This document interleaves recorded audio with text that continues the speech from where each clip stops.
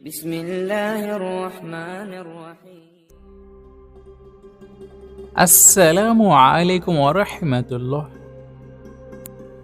আমরা মুসলিম, সেই জন্য আমাদের এটি বিশ্বাস যে এই বিশ্বজগতে যা কিছু হয় সব কিছুই আল্লাহর পক্ষ থেকে হয়। আল্লাহর হুকুম ছাড়া গাছের একটি পাতা পর্যন্ত নড়তে পারে না, আর এটি আমাদের সবচেয়ে বড় ঈমান। তো এর ওই রেফারেন্স নিয়ে একজন ব্যক্তি ডক্টর জাকির নায়েককে জিজ্ঞেস করেন, যদি সবকিছু আল্লাহর পক্ষ থেকে হয় তাহলে পৃথিবীতে যেই চুরি হয় সেটিও আল্লাহর পক্ষ থেকে হয়, যেই ধর্ষণ হয় সেটিও আল্লাহর পক্ষ থেকে হয়, মানুষ খুন হয় সেটিও আল্লাহর পক্ষ থেকে হয়, মানে ভালো জিনিসের সাথে সাথে সমস্ত খারাপ জিনিসগুলো আল্লাহর ইশারাতে হয়ে থাকে। আর যদি আল্লাহর ইশারাতে সবকিছু হয়ে থাকে তাহলে সেখানে মানুষের দোষ কোথায়? তো দেখুন, এই প্রশ্নের উত্তরে ডক্টর জাকির নায়েক কি বললেন, আর যে উত্তর তিনি দিলেন তা আপনাকে একেবারে মুগ্ধ করে দেবে। আপনি শুধুমাত্র আমাদের সঙ্গে শেষ পর্যন্ত জুড়ে থাকুন। আর সেই সঙ্গে যদি আপনার ডক্টর জাকির নায়েকের লেকচারগুলো পছন্দ হয়ে থাকে তাহলে এই ভিডিওটিতে লাইক করে আমাদের এই চ্যানেলটিও সাবস্ক্রাইব করে রাখতে পারেন, এমন খুব সুন্দর ভিডিওগুলি আরও দেখার জন্য। তাহলে চলুন আমরা ভিডিওর মেইন টপিকের দিকে এগিয়ে যাই। আমি পবিত্র কোরআনে এটা পড়েছি যে আল্লাহ সবকিছু নিয়ন্ত্রণ করেন। তখন আমাকে একজন বলেছিল, যেহেতু আল্লাহ সবকিছু নিয়ন্ত্রণ করেন তাহলে আমি যদি কোনো পাপ করি অথবা কোনো ভালো কাজ করি আল্লাহ সেটাও নিয়ন্ত্রণ করছেন। আর আমি একজন মুসলিম নাকি অমুসলিম অন্য কোনো ধর্মের, আল্লাহ সেটাকেও নিয়ন্ত্রণ করছেন। আমি যুক্তিটাতে ঠিক পুরোপুরি সন্তুষ্ট না, তবে এ সম্পর্কে আপনার মন্তব্যটা চাই। ভাই প্রশ্ন করলেন যে আপনার এক বন্ধু প্রশ্ন করেছেন যে কোরআন বলছে ওয়াল্লাহু আলা কুল্লি শাইইন কাদির, এর অর্থ আল্লাহ সবকিছুর উপর প্রভুত্ব করেন, সবকিছুর উপরে প্রভুত্ব করেন। এখন কেউ যদি ভুল করে বলে তিনি সবকিছু নিয়ন্ত্রণ করেন, সে যদি মুসলিম হয়, এখানে আল্লাহ সবকিছুর উপরে প্রভুত্ব করেন, প্রশ্নটা কি আপনার? নিয়ন্ত্রণ মানে কথাটা ঠিক বুঝতে পারছি না। তবে মুসলিম হয়ে থাকলে বলি আল্লাহ প্রভুত্ব করেন, হ্যাঁ কথাটা ঠিক। কেউ ভুল করে ভাববে তার ক্ষমা করার ক্ষমতা আছে, হ্যাঁ সেটাও আছে। কোনো অমুসলিম হয়তো ভাববে সবকিছুর উপরে আল্লাহর ক্ষমতা আছে, হ্যাঁ আছে। আল্লাহর ক্ষমা করার ক্ষমতা আছে কিনা জানতে চাচ্ছেন? মানে আমি বলতে চাচ্ছি আল্লাহ তাআলাই তো আমাদের ভাগ্য লিখেছেন। আপনি ভুল উদ্ধৃতি দিয়েছেন। ভেবেছিলাম আপনি এটা নিয়ে কথা বলছেন। যেটা বলছেন সেটা তাকদীর, অদৃষ্ট, যে আল্লাহ সুবহানাহু ওয়া তাআলা আমাদের অদৃষ্ট লেখেন আর সবকিছু অদৃষ্ট অনুযায়ী ঘটে। আপনি যে আয়াতের উদ্ধৃতি দিয়েছিলেন সেটা ঠিক না। আল্লাহ নির্দিষ্ট করে দেন। আর বেশিরভাগ ধর্মই হোক, সেটা হিন্দুইজম, ইসলাম, আমরা মানি অদৃষ্ট বলে একটা জিনিস আছে, সবকিছু অদৃষ্ট মেনেই হয়।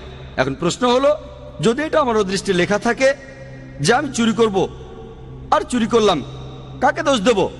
আল্লাহ। আল্লাহ অদৃষ্টে লিখেছেন আমি চুরি করব, সেজন্য চুরি করেছি, কাকে দোষ দেব? আল্লাহকে। নিজেকে দোষ দেবো কেন? যদি আমার অদৃষ্টে লেখা থাকে যে আমি মানুষ খুন করব, যদি অদৃষ্টে লেখা থাকে আর খুন করি, কাকে দোষ দেব? আল্লাহকে দোষ দেব। যদি আমার অদৃষ্টে লেখা থাকে আমি অমুসলিম হব, অমুসলিম হলাম, কাকে দোষ দেব? আল্লাহকে। তাহলে আমি দোজখে যাব কেন? ভাই, আমরা কদর অর্থাৎ অদৃষ্টে বিশ্বাস করব, কিন্তু মানুষ এটাকে বুঝতে ভুল করে যে এই অদৃষ্ট কি।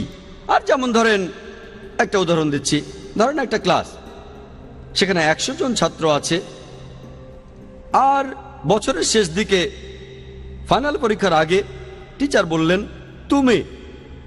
তুমি হবে ফার্স্ট ক্লাস ফার্স্ট, তুমি পাবে সেকেন্ড ক্লাস, আর তুমি ফেল করবে।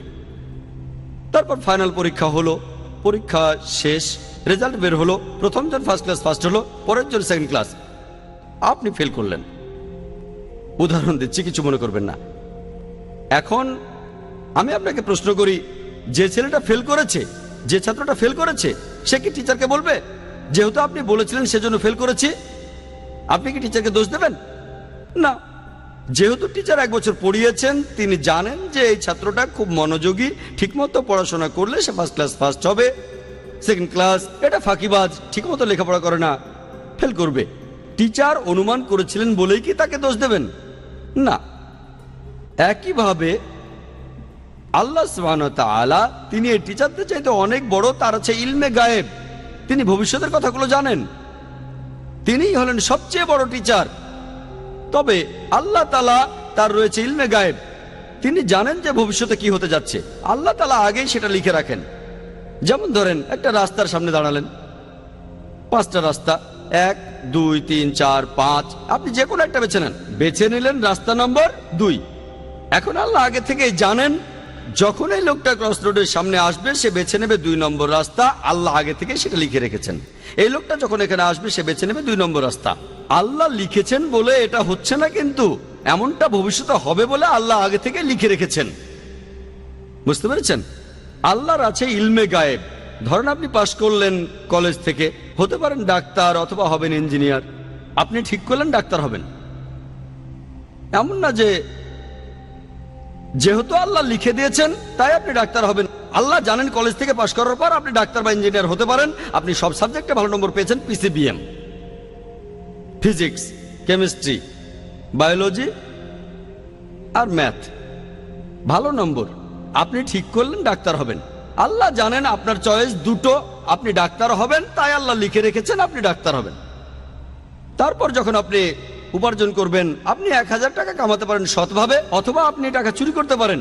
আপনি তখন চুরি করলেন। আল্লাহ জানেন যখন এই লোক বড় হবে তখন সে টাকা কামাতে পারে সৎভাবে, বা চুরি করে সে তখন চুরি করবে। আপনি যে চুরি করবেন সেটা আল্লাহ জানেন। আপনার বয়স যখন 25 বছর হবে তখন আপনি চুরি করবেন, আল্লাহ আগে থেকে জানেন তাই লিখে রেখেছেন। আল্লাহ লিখেছেন বলে আপনি চুরি করছেন এমন না, যেহেতু আপনি চুরি করবেন তাই আল্লাহ লিখে রেখেছেন। বুঝতে পেরেছেন? তাহলে অদৃষ্ট হচ্ছে যেটা আল্লাহ তাআলা লিখে রেখেছেন। কিছু জিনিস ফিক্সড, কে কখন জন্মাবে ইত্যাদি, তবে বাকি জিনিসগুলো এমন না, আপনি ঠিক করবেন। সেজন্য আল্লামা ইকবাল বলেছেন, খুদ কো কার ইতনা বুলন্দ क्या तकदीर के पहले अल्लाह अपने बंदे से खुद पूछे बता दे राजा क्या है। অর্থাৎ নিজেকে এতটাই মহান বানাও যে অদৃষ্ট লেখার আগে আল্লাহ নিজে জিজ্ঞাসা করবেন তার বান্দাদের যে তোমার ইচ্ছা কি। এটা একটা শায়েরি। তাই আমাদের কাজগুলোর দায় আমাদের, সব দায় আমাদের। কেউ যদি বলে আমি পাপ করেছি, কাকে দোষ দেবেন? তাকে দোষ দেবেন। আল্লাহ আমাদের সুযোগ দিয়েছেন, এই যে নির্দেশনা, এটা মানুন, মেনে চললে ভালো, না মানলে দায় আপনার। একইভাবে কোনো অমুসলিম, সে যে মুসলিম না, দোষটা কার? আমাদের নবীজি মুহাম্মদ সাল্লাল্লাহু আলাইহি ওয়াসাল্লাম বলেছেন, প্রত্যেক শিশুই দ্বীনুল ফিতর নিয়ে জন্মায়। সবাই জন্মায় মুসলিম হয়ে। মুসলিম মানে যে আল্লাহর কাছে নিজের ইচ্ছাকে সমর্পণ করে। প্রত্যেক শিশুর জন্মের পর তার হার্টবিট আল্লাহর কথা বলে, তার শ্বাস প্রশ্বাস আল্লাহর কথা বলে, তার চিন্তা ভাবনাও আল্লাহর কথা বলে। পরবর্তীতে যেটা হয় তাকে প্রভাবিত করে তার গুরুজনেরা, তার বাবা মা। তখন সে মূর্তি পূজা শুরু করে, সে আগুনের পূজা শুরু করে, তারপর সে অমুসলিম হয়ে যায়। তাই যখন কোনো অমুসলিম ইসলাম গ্রহণ করে, সঠিক শব্দটা কনভার্ট না, এটা হচ্ছে রিভার্ট। প্রত্যেক মানুষ জন্মায় মুসলিম হয়ে, ভুল পথে যাওয়ার পরে সে ফিরে আসে, তাই সঠিক শব্দটা হলো রিভার্ট। তাহলে আপনারা অমুসলিম বন্ধুকে বলেন, এই যে এই নাও কোরআন, এটা মানো, তোমার সামনে তো মুসলিম হওয়ার সুযোগ আছে। তাকে বোঝান, কোরআন পড়েন, মেনে চলেন। যদি বুঝতে অসুবিধা হয় আমাকে জিজ্ঞেস করেন, আমাকে জিজ্ঞেস করতে না পারলে IRF-এ এসে জিজ্ঞেস করেন, তারা সাহায্য করবে। এই কোরআনটা নেন। আপনি এমন কথা কোনো অমুসলিমকে বলতে পারবেন না যে মুসলিম হতে পারবে না। ঠিক, সে তখন আপনাকে বলতে পারে, আপনি বাইবেল পড়েন আর বেদ পড়েন, আপনি খ্রিস্টান বা হিন্দু হয়ে যাবেন। আমার ভিডিও ক্যাসেট দেখে তর্ক করতে পারেন। দুই দিকে, এটা two way traffic, one way না। আমরাও তাদের একই কথা বলবো, এই যে বাইবেল এটা পড়ে না, তারপর দেখেন আমি আপনাদের চাইতে বেশি খ্রিস্টান। ঠিক না ভুল? তাহলে two way traffic, one way না। এখানে সবার জন্য সমান সুযোগ। ওয়ান ওয়ে ট্রাফিক ঠিক না। আমরা সবাইকে সমান সুযোগ দেব। আল্লাহ আমাদের ব্রেন দিয়েছেন, আমাদের বুদ্ধি দিয়েছেন। আমরা মানুষরা যে অনেক উন্নত, কারণটা এই না যে আমরা অনেক হ্যান্ডসাম। আমাদের ব্রেনটা ব্যবহার করতে হবে সত্যের পথে আসার জন্য। আপনারা অমুসলিম বন্ধুকে বলেন, হ্যাঁ আল্লাহ আমাদের সবাইকেই সুযোগ দিয়েছেন, আমরা বেছে নিতে পারবো। তবে আল্লাহ আগে থেকেই যে এই লোক কোরআন পড়ার পরে মুসলিম হবে কিনা, প্রথম জন, দ্বিতীয় জন, এখন আল্লাহ জানেন প্রথম জন মুসলিম হবে, দ্বিতীয় জন হবে না। আমি বা আপনি জানি না, আমি শুধু উদাহরণ দিলাম। আমি আসলে জানি না প্রথম লোকটা মুসলিম হবে নাকি দ্বিতীয় লোকটা, দুজনে হবে নাকি কেউ হবে না। আমি শুধু উদাহরণ দিলাম, যদি মুসলিম হয় সেটা তার তকদিরে হবে।